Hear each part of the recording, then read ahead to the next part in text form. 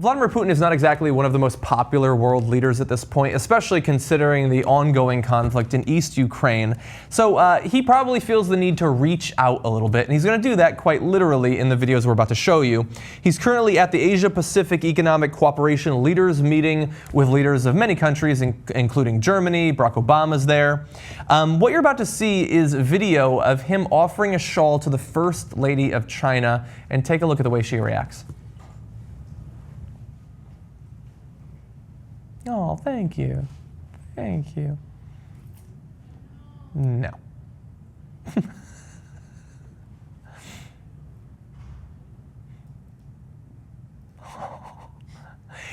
So, look, that's obviously just a weird little encounter. What I find to be the oddest is he's wearing a coat when he does that. So did he bring that shawl to offer it to a world leader?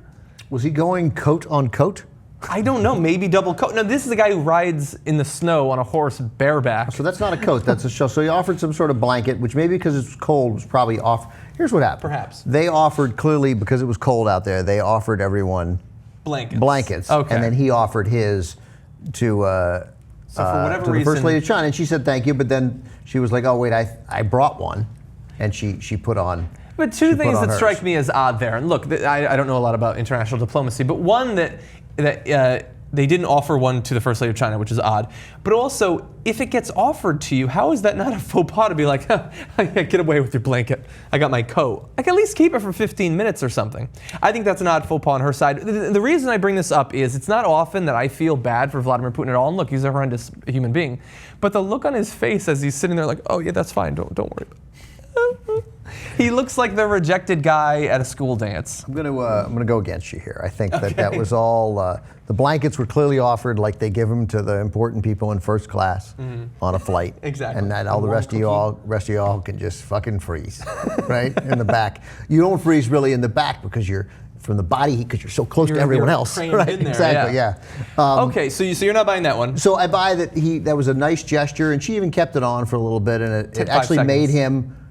I agree with you in here. It made him slightly human there for a minute. And yeah, and he looked incredibly awkward at the end. Like I feel kind of bad for him almost. She was a little worried that shawl given to her by Putin was infected with laced with poison.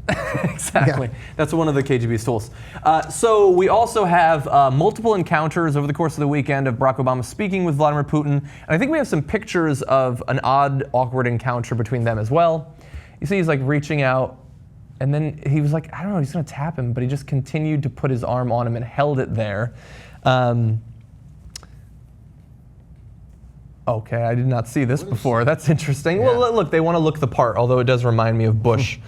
Yeah, so I must say, in all of those pictures, like if Obama is trying to look like a badass in those pictures, I don't know whether those were released by the White House. I guess not. They look like news photos. No, he succeeded. Yeah. Like in every one of them, he's like, I'm not playing your game. Yeah. I'm mad at you. Yeah, well, no, it's interesting that you bring that up because they look like they're married and they've been fighting, and Putin badly wants to end the fight. It's like an Anthony Weiner's wife. Super pretty today. Don't worry.